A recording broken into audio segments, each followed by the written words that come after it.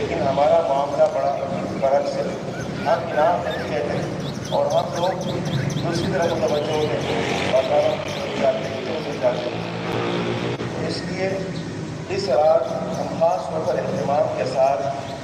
اپنے گھروں میں ادھر ادھر جانے سے حتی الامکان بچیں اور کوشش کریں کہ ہم یہ جو رات لیلۃ الجائزہ والی رات ہے یعنی انعام والی رات یہ ہم اپنے گھر میں گزاریں.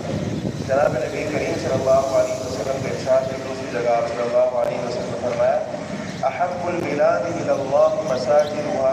وابغض البلاد الی اللہ اسواقها کہ اللہ کے نزدیک سب سے زیادہ پسندیدہ مقامات مساجد ہیں اور اللہ کے نزدیک سب سے زیادہ ناپسندیدہ مقامات بازار ہیں. تو ہم کوشش کرتی ہوں ان کے مساجد میں اللہ کا ذکر ہوتا ہے, قرآن مجید کی تلاوت ہوتی ہے اور